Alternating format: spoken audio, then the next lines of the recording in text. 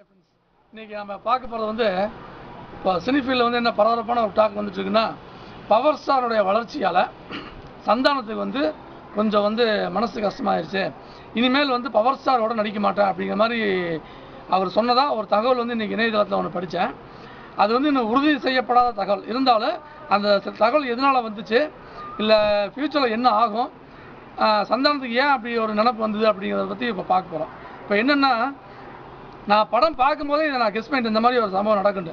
எப்படின்னு கேட்டிங்கன்னா, சந்தானம் வந்து ஒரு கல் ஒரு கண்ணாடியில் வந்து ஃபஸ்ட்டு ஓப்பனிங் சீன் அவர் வரும்போது ஹீரோவோட அவருக்கு வந்து கிளாஸ் அதிகமாக கிடச்சிது. இது வந்து பொதுவாக வந்து காமெடி ஹீரோக்களுக்கு வந்து கிடைக்காத ஒரு வரப்பிரசாதம் தான். அது கவுண்டமணியாக இருக்கட்டும், விவேகா இருக்கட்டும், சந்தானமாக இருக்கட்டும், வடிவேலாக இருக்கட்டும், 4 பேருமே வந்து ஹீரோவோட அதிகமான ரசிகர்கள் வந்து கிளாஸ் வாங்குற ஆளுங்க தான். அதில் வந்து மாற்று கருத்தே கிடையாது. இப்போ வந்து ஓகே படத்தில் வந்து சந்தானத்துக்கு வந்து நல்ல அப்ளாஸ் கிடைக்கும்போது உதயநிதி ஸ்டாலினுக்கு வந்து அவருக்கு அதுதான் புதுமுகம். அப்போ வந்து அவர் எதுவுமே நினைக்கிறதுக்கு வழி இல்லை. ஏன்னு கேட்டிங்கன்னா, அவருக்கு வந்து மக்களுக்கு வந்து யாருன்னே தெரியாது. அதனால் வந்து சந்தானத்துக்கு வந்து நம்மளோட வரவேற்பு வந்துச்சு அப்படின்னு அவர் நினைக்கிற வாய்ப்பு இல்லை. ஆனால் இந்த மேட்டரில் பாருங்கள், சந்தானத்தோடைய வளர்ச்சி அப்படிங்கிறத முதல்ல பார்ப்போம். அவர் வந்து விஜய் டிவியில் வந்து லொல்லு சபாவில் வந்து ஸ்டெப் பை ஸ்டெப்பாக வந்து ஸ்கிரிப்ட் ரெடி பண்ணி அவர் வந்து மேலே வந்தார். சிம்பு மூலமாக முதலாக மன்மதன் படத்தில் சினிஃபீல்டில் என்ட்ரு ஆனார். இப்போ வந்து சந்தானத்தினுடைய டேலண்ட் பார்த்தீங்கன்னா, அவர் சொந்தமாக ஸ்கிரிப்ட் எழுதுவார். காமெடி ஸ்கிரிப்ட் சொந்தமாக எழுதுகிற டேலண்ட் உள்ள 2 பேர், விவேக் ஒருத்தர், சந்தானம் ஒருத்தர், 2 பேரும் தான். ஏன்னா இப்போ வந்து சந்தானம் வந்து காமெடி ஸ்கிரிப்ட் சொந்தமாக எழுதுறாரு. ஆள் பார்த்தீங்கன்னா ஹீரோ மாதிரி பர்சனாலிட்டியாக இருக்கார். இந்த 2 டேலண்ட் இருக்கிற ஒருத்தரால பவர் ஸ்டாருக்கு வந்து சொந்தமாக வந்து காமெடி ட்ராக் எழுதுகிற நாலேஜ் கிடையாது. அதே சமயத்தில் டைமிங் ஜோக், அதாவது எஸ்சி சேகரோ கவுண்டமணியோ வந்து சொந்தமாக வந்து டக்குன்னு கவுண்டர் டைலாக் கொடுப்பாங்க. அந்த மாதிரி ஒரு டேலண்ட்டு பவர் ஸ்டார் கிடையாது. இப்போ பார்த்த வரைக்கும் இனிமேலுக்கு இதை டெவலப் பண்ணிக்கலாம் வேணுமோ, அந்த டெவலப்மெண்ட் இல்லாதனால பவர் ஸ்டாருக்கு வந்து ரசிகர்கள் வந்து ஒரே ஆரவாரம் பண்ணுறாங்க. அவர் வந்து என்ன செஞ்சாலும் சரி, அது எதனால் வந்ததுங்கிறது அது ஒரு மேஜிக் தான் சொன்னேன். பவர் ஸ்டார் வந்து நீயா நானா ப்ரோக்ராமில் வந்து முதல் முறையாக வந்து கோபிநாத் மூலமாக அவமானப்படுத்தப்படும் போது அமைதியாக இருந்தார். அவர் வந்து ரொம்ப வந்து பொறுமையாக இருந்து மக்களுடைய அபிமானத்தை பெற்றுட்டார். அவர் வந்து லத்திகா படம் ரிலீஸ் பண்ணுறப்போ அவரை வந்து யாருன்னே தெரியாது, அந்த படம் படுக்குப்பை. ஆனால் பணம் கொடுத்து இவர் 200 ரூபா தான் இவரே சொல்லிக்கிட்டார். ஆனால் இந்த நீயா நானா ப்ரோக்ராமில் வந்து அவர் வந்து கேவலப்படுத்தப்பட்டதுக்கு பிறகு பவர் ஸ்டாருக்கு ஆதரவு அதிகமாகிடுச்சு மக்கள்கிட்ட. அது இணையத்திலையும் சரி, சமூக வலைத்தளங்களில் பொதுமக்கள்கிட்ட பவர் ஸ்டார்னால் யாருங்கிறது நேரடியாக போய் ரீச் ஆகிடுச்சு. நான் வந்து பவர் ஸ்டார் படத்தையே பார்க்கக்கூடாதுன்னு நினச்சிருந்தேன். அந்தளவுக்கு வந்து நான் வந்து பவர் ஸ்டார் வந்து ரொம்ப இதாக நினச்சிட்டு இருந்தேன். சேலம் ப்ரோக்ராமில் வந்து ஒரு ஆர்கெஸ்ட்ராக்காக பவர் ஸ்டார் அங்கே சீஃப் கெஸ்ட்டாக வந்திருந்தார்.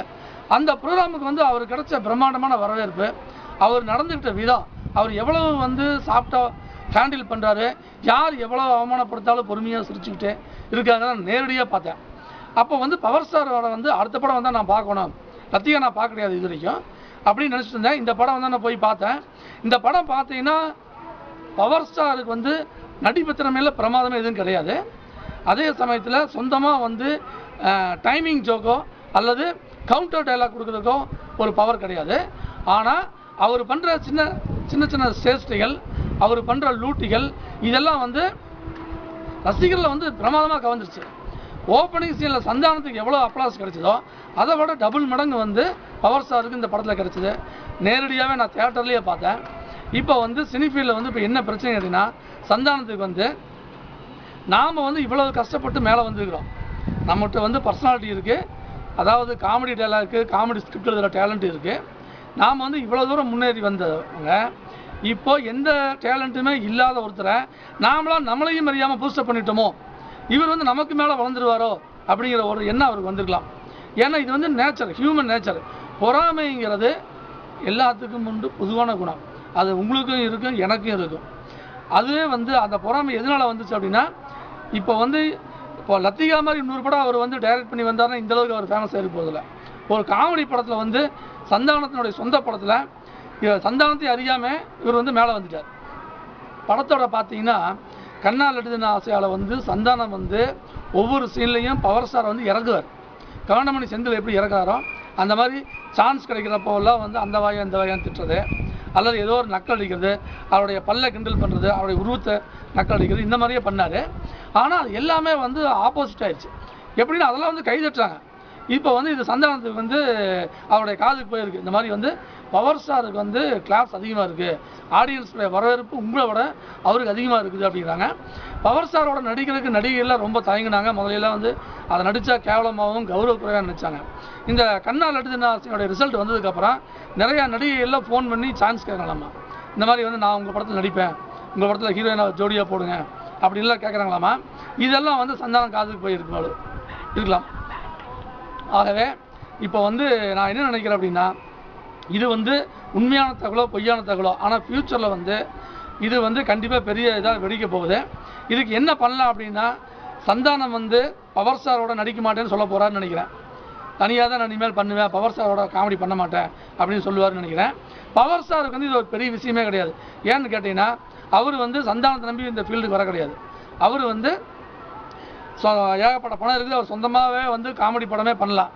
இனி என்ன நடக்க போகுதுங்கிறத பொறுத்து தான் பார்ப்போம். Let watch.